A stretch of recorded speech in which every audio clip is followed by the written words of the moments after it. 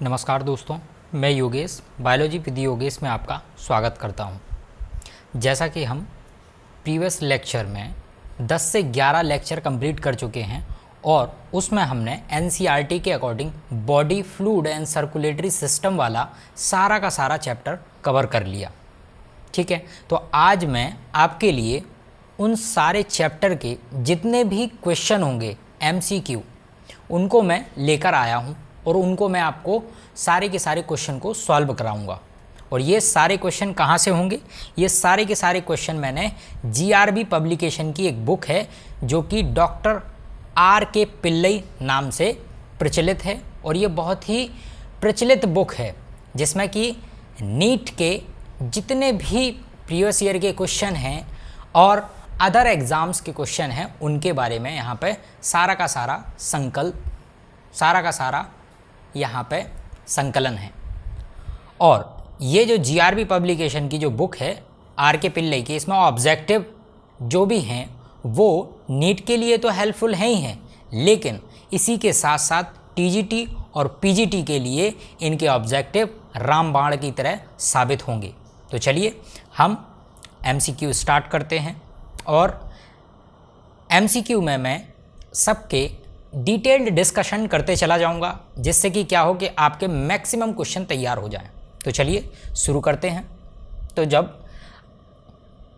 पहला क्वेश्चन है, यहाँ देखिए, इसका पहला क्वेश्चन है। पहला क्वेश्चन क्या है? चलो स्टार्ट करते हैं। जो पहला क्वेश्चन है, four chambered heart is found in. जो फोर हार्ट चैम्बर है, यानी कि कोई भी हार्ट है वो कैसा है? फोर हार्ट चैम्बर है। तो ये किस में पाया जाता है ये बताना है। तो पहला ऑप्शन दिया हुआ है कोबरा। कोबरा कौन होता है? ये होता है रेप्टाइल, रेंगने वाला है। उसके बाद सैलेमेंडर। सैलेमेंडर क्या होता है? एम्फीबियन, यानी कि ये एम्फीबियन, ठीक।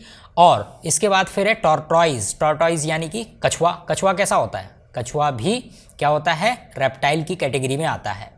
इसके बाद फिर है क्रोकोडाइल, और क्रोकोडाइल भी क्या होता है? रेप्टाइल होता है। लेकिन आपको ये बताना है कि फोर हार्ट चैम्बर किस में पाए जाते हैं। तो आपको याद होगा मैंने जो चैम्बर वाला जो लेक्चर लिया था उसमें आपको बताया था, क्या बताया था? कि जो फिशेज होती हैं उनमें कितने हार्ट चैम्बर होते हैं? उनमें 2 हार्ट चैम्बर पाए जाते हैं, ठीक है। उनमें कितने? 2 हार्ट चैम्बर।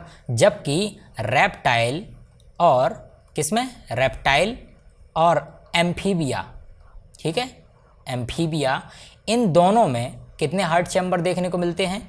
इनमें मिलते हैं 3 हार्ट चैम्बर, ठीक है। और अगर हम वहीं बात करें किसकी? मैमल्स की, तो मैमल्स में कितने हार्ट चैम्बर देखने को मिलते हैं? उनमें मिलते हैं 4 हार्ट चैम्बर। लेकिन यहाँ कोई मैमल्स तो ऑप्शन है नहीं। तो आपको याद होगा मैंने आपको बताया था कि रेप्टाइल में एक एक्सेप्शन केस होता है जिसमें आता है क्रोकोडाइल यानी मगरमच्छ। इसमें कितने हार्ट चैम्बर पाए जाते हैं? इसमें नॉर्मली रेप्टाइल में 3 हार्ट चैम्बर या 3.5 हार्ट चैम्बर पाए जाते हैं, लेकिन क्रोकोडाइल इसका क्या है? एक एक्सेप्शन, क्योंकि क्रोकोडाइल में कितने हार्ट चैम्बर पाए जाते हैं? 4 हार्ट चैम्बर।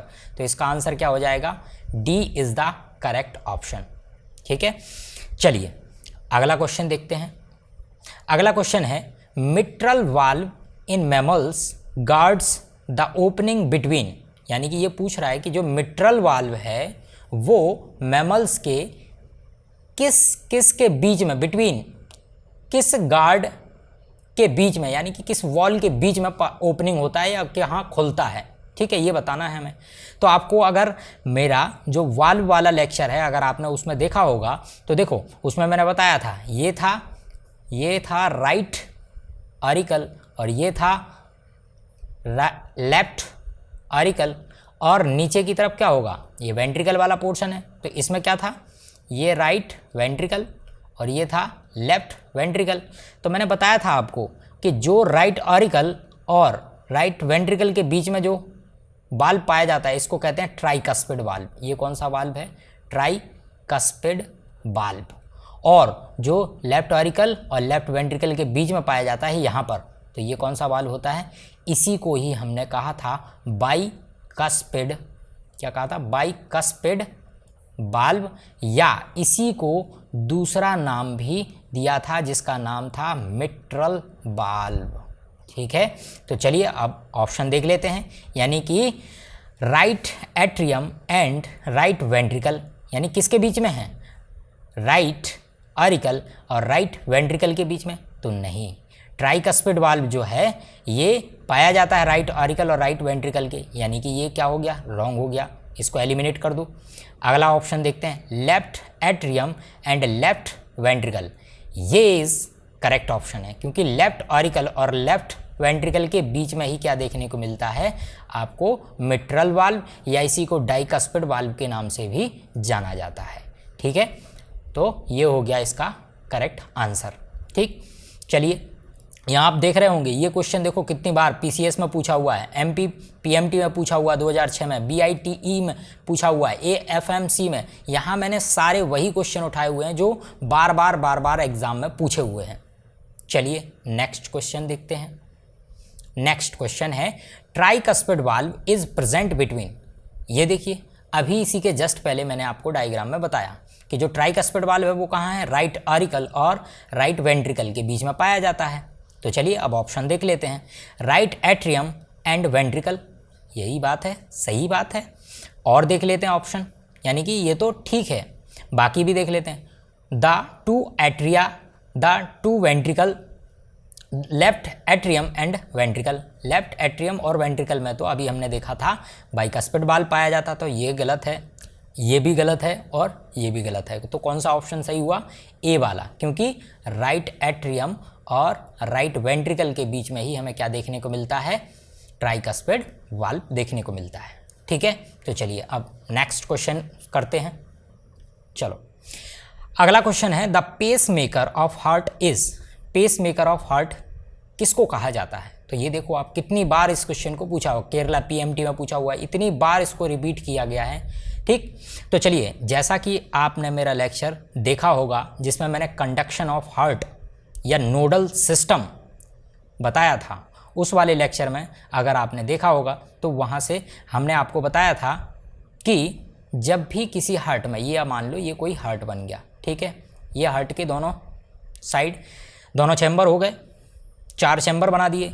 अब इसमें क्या था, मैंने आपको बताया था कि इस हार्ट को कंडक्शन के लिए इस हार्ट की मसल में इस जगह पे एक पॉइंट होता है जिसको हम क्या कहते हैं, इसको कहते हैं हम एस ए नोड। ठीक है, यानी कि साइनो एट्रियल नोड, और एक नोड पाया जाता था कहाँ पर, इस जगह पे, तो इसको हमने कहा था ए बी नोड। ठीक है, क्योंकि ये एट्रियो वेंट्रिकुलर के बीच में पाया जाता है, इसका नाम इसीलिए है एट्रियो वेंट्रिकुलर नोड।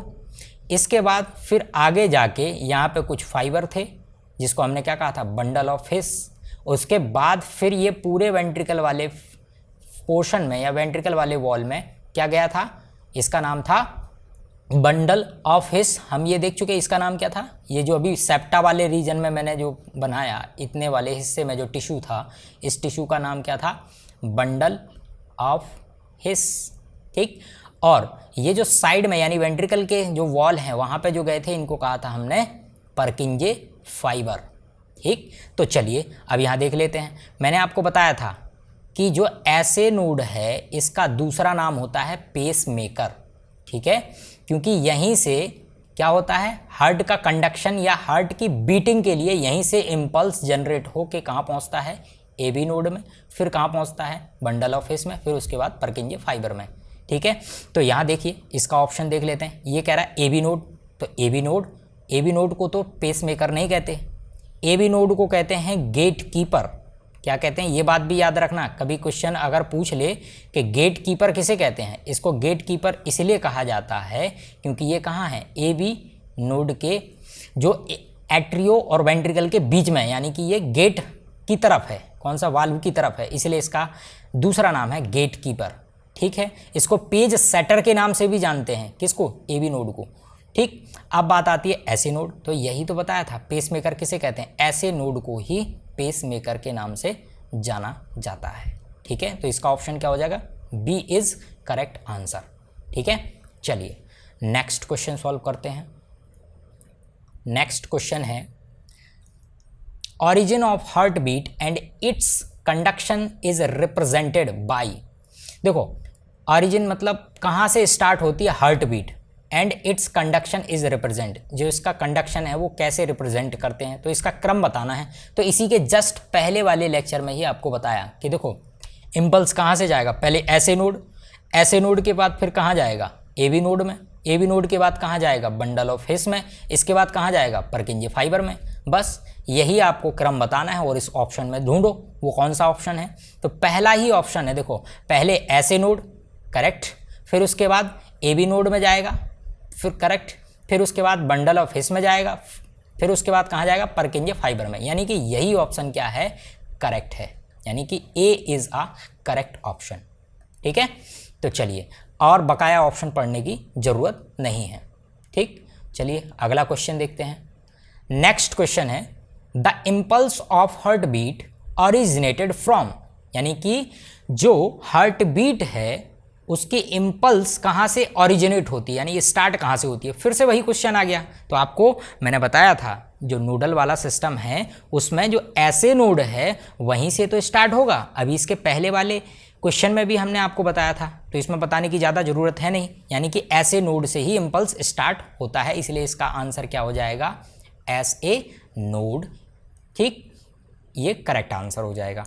चलिए अगला क्वेश्चन देखते हैं। अगला क्वेश्चन क्या कह रहा है, bundle of his is network of, bundle of his जो है वो नेटवर्क है किसका। तो अब ऑप्शन पढ़ते हैं उसके बाद हम देखते हैं।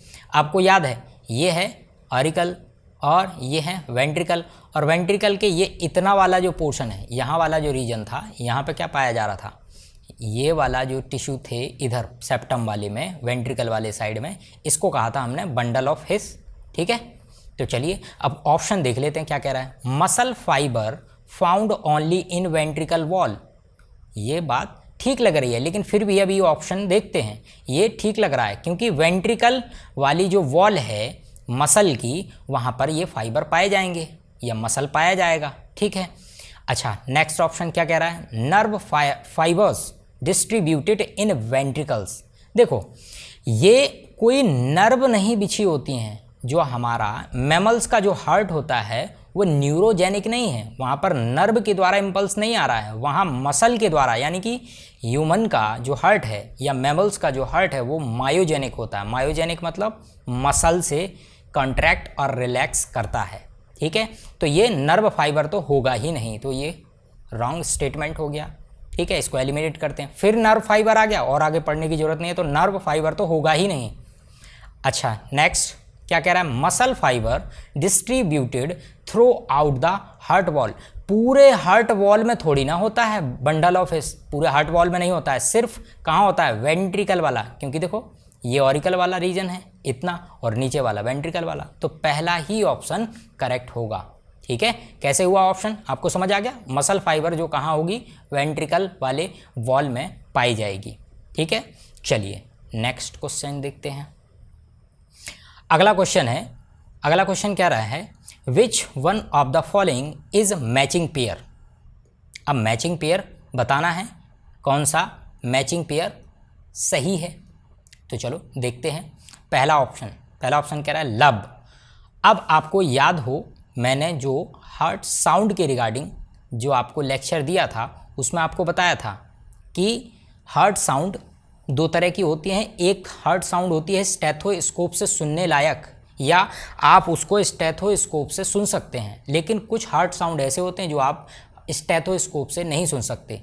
तो जो S1 यानी कि फर्स्ट हार्ट साउंड और दूसरा हार्ट साउंड क्या था, S2, ये तो आप स्टेथोस्कोप से सुन सकते थे। तो S1 जो था, इस S1 साउंड को हमने लब के नाम से बताया था। ठीक है, और जो S2 साउंड था इसको मैंने आपको किसके नाम से बताया था, डब के नाम से बताया था। ठीक है, तो ये कह रहे हैं कि लब डैश लगा हुआ है, स्लैश लगा हुआ है, sharp closure of AV valves at the beginning of ventricular systole. यानी कि ये क्या कह रहे हैं, इनका कहना है कि जो आपका लब वाला साउंड है वो कब प्रोड्यूस होता है, जब शार्प मतलब एकदम तेज, sudden closure of AV valve, ये बात तो सही है, मैंने क्या बताया था, जैसे ये है ऑरिकल वाले चैम्बर और ये है वेंट्रिकल वाले चैम्बर, तो मैंने बताया था आपको कि ये यहाँ पर जो वाल्व प्रेजेंट होंगे, यहाँ पर जो वाल्व हैं, इन दोनों वाल्व के बंद होने की वजह से जो साउंड प्रोड्यूस होता है उसको हम क्या कहते हैं, लब कहते हैं। ठीक है, sudden closure of A B valve, इसकी वजह से क्या, कौन सा साउंड प्रोड्यूस होता है, लब साउंड प्रोड्यूस होता है। ठीक है, और दूसरा बताया था मैंने, वेंट्रिकल साइड में जो ब्लड वेसल होंगी उनमें जो वाल्व लगे होंगे और उन वाल्व के बंद होने की वजह से कौन सा साउंड प्रोड्यूस होगा, डब साउंड प्रोड्यूस होगा। ठीक है, तो यहाँ पर ये पहला वाक्य ये कह रहे हैं कि A B valve at the beginning of ventricular systole, यानी कि ये A B valve sudden close होंगे, यानी ये बंद होंगे। कब होंगे बंद, एट द बिगिनिंग ऑफ, किसके, वेंट्रिकुलर सिस्टोल के शुरुआत होने पर क्या होगा, ए बी वाल्व बंद हो जाएगा। तो ये स्टेटमेंट एकदम सही है। कैसे सही है इसको समझिए आप। जैसे कि ये वेंट्रिकल वाला पोर्शन है, तो वेंट्रिकल वाला पोर्शन जब सिस्टोल करेगा, ये वाला पोर्शन यानी कि जो वेंट्रिकल वाला रीजन है सिस्टोल करेगा। सिस्टोल का मतलब होता है कॉन्ट्रैक्शन, कॉन्ट्रैक्शन मतलब होता है सिकुड़ना या दबा देना। और ये दबा के करना क्या चाहते हैं, ये वेंट्रिकल में जो भी ब्लड होगा उसको पंप करके अवे फ्रॉम द हार्ट भेजने का काम किया जाता है। तो ये वेंट्रिकल जब दबाया जाएगा यानी सिस्टोल करेगा या कॉन्ट्रैक्ट करेगा, तो हमें ये वाले वाल्व बंद करने पड़ेंगे। क्यों करने पड़ेंगे, क्योंकि ये जो ब्लड है वो बैक फ्लो ना हो जाए, इसीलिए ये जो वाल्व हैं किसके बिगिनिंग, यानी कि वेंट्रिकुलर सिस्टोल के पहले ही ये क्या हो जाएंगे, बंद हो जाएंगे। यानी कि ये स्टेटमेंट एकदम करेक्ट है। आई होप आपको समझ आ गया होगा। दूसरा स्टेटमेंट देख लेते हैं फिर भी। दूसरा स्टेटमेंट क्या कह रहा है, dub sudden opening of semi lunar valve.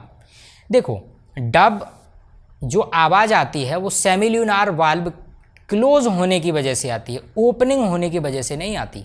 ठीक है, तो ये स्टेटमेंट रॉन्ग हो गया। अगला देखो, pulsation of radial artery valve in blood vessels, ये तो गलत ही है। Initiation of heartbeat Purkinje fibre, ये भी टोटली रॉन्ग है। यानी कि करेक्ट ऑप्शन क्या हो गया हमारा, पहला ऑप्शन करेक्ट हो गया। ठीक है, चलिए नेक्स्ट क्वेश्चन देखते हैं। नेक्स्ट क्वेश्चन है, S A node is located in. अभी देखो, पहले हमने क्वेश्चन में ऑलरेडी बता रखा है कि जो ऐसे नोड है वो कहाँ मौजूद होता है। ऐसे नोड होता है आपका जो ऑरिकल वाला जो चेम्बर है उसके ऊपर वाली जो वॉल होती है वहाँ मौजूद होता है। ये वाला, ये है एस ए नोड। ठीक है, अब ऑप्शन देख लेते हैं। तो ये कह रहा है, पहला ही ऑप्शन कह रहा है upper lateral wall of left auricle या एट्रियम। ये कह रहे हैं कि अपर लेयर में, अपर लेटरल मतलब ऊपर है और लेटरल साइड में, किस वॉल में, लेफ्ट एट्रियम में। तो ये लेफ्ट एट्रिया है और ये राइट एट्रिया है।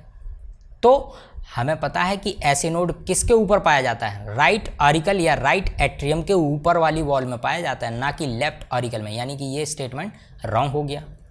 नेक्स्ट स्टेटमेंट पढ़ते हैं, lower lateral wall of left atrium. यानी कि ये कह रहे हैं कि लोअर लेटरल यानी कि नीचे की तरफ, जो नीचे की तरफ लेफ्ट ऑरिकल वाला साइड, यहाँ पर, यहाँ की बात कर रहे हैं, कह रहे हैं यहाँ है। तो ये तो गलत है, यहाँ थोड़ी ना है। तो ये भी स्टेटमेंट क्या हो गया, रॉन्ग हो गया, गलत हो गया। Lower lateral wall of right atrium, यानी कि lower lateral of right atrium, right atrium के लोअर साइड में, इस साइड की बात कर रहे हैं ये। तो इस साइड में, यहाँ देखिए ये कह रहे हैं राइट ऑरिकल के लोअर साइड में, इस साइड में। तो यहाँ पर तो ए बी नोड होता है, ना कि एस ए नोड। यहाँ होता है ए बी नोड, ऐसे नोड नहीं होता। तो ये स्टेटमेंट भी क्या हो गया, रॉन्ग हो गया। नेक्स्ट स्टेटमेंट क्या कह रहा है, upper lateral wall of right atrium is, this option is absolutely right. ठीक है, क्यों, क्योंकि आपको देखो यहाँ पे मैंने बताया था अपर वाली जो वॉल है वहाँ पर हमें क्या देखने को मिलेगा, एस ए नोड मिलेगा। यही उसने क्वेश्चन में पूछा हुआ है, S A node is located. तो कहाँ होगा, अपर lateral of right atrium.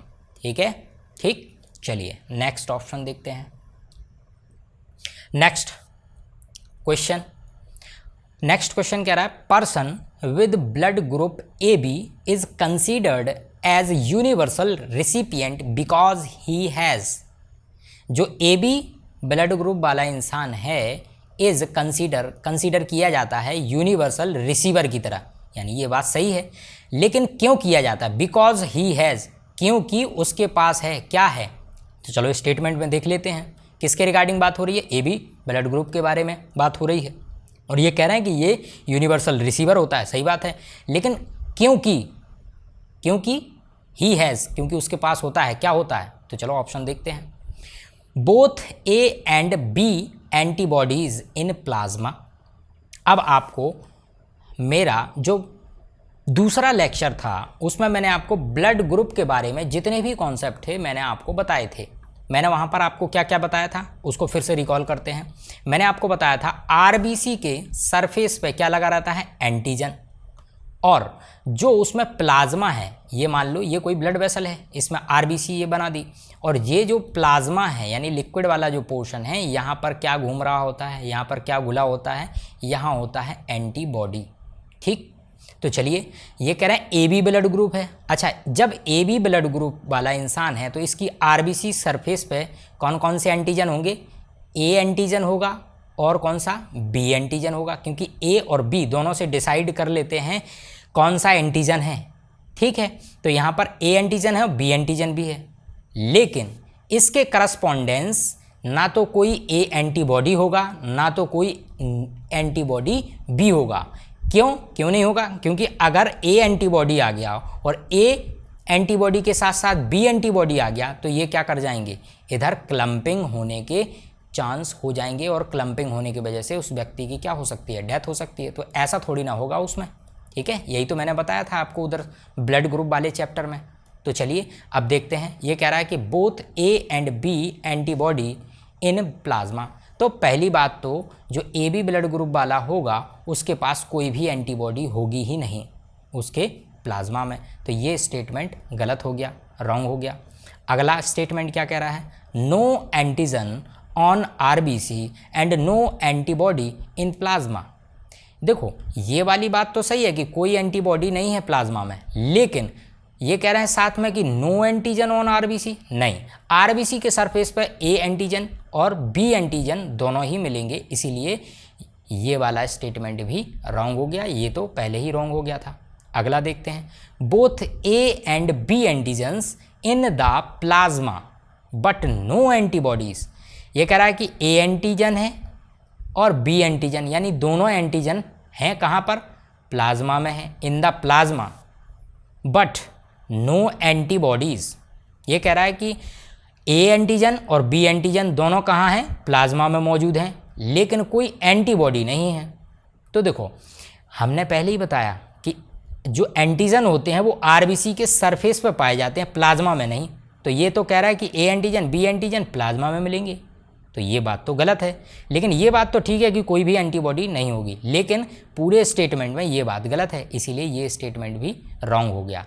Next option देखते हैं। Both A and B antigens on RBC. ये बात सही है, यही तो मैं बता रहा था कि ए बी ब्लड ग्रुप वाले के आरबीसी के ऊपर क्या होगा? ए एंटीजन होगा, बी एंटीजन होगा और क्या होगा? But no antibodies in plasma. यही तो बात सही है, ना तो ए एंटीबॉडी होगा ना तो बी एंटीबॉडी होगा। ये स्टेटमेंट करेक्ट है, यानी कि डी ऑप्शन इज़ करेक्ट। ठीक है, आई होप आपको समझ आ गया होगा। चलिए नेक्स्ट क्वेश्चन देखते हैं।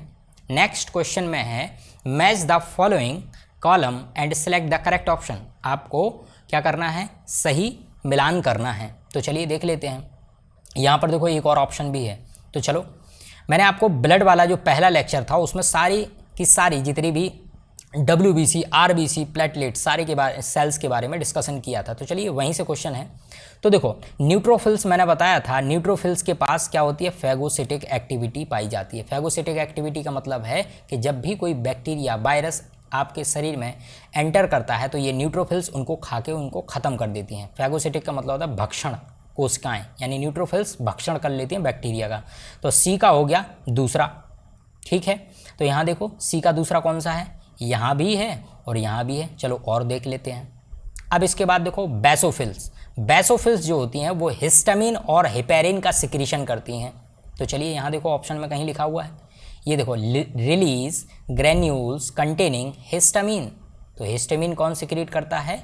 हिस्टामिन सिक्रीट करता है बेसोफिल। ठीक है, तो ये बी वाला ऑप्शन कहाँ लग जाएगा? फोर्थ वाले के साथ। तो आप देखिए बी वाला किसके साथ है? ये फोर्थ वाला, यानी कि ये वाला यहाँ पर मिल रहा है।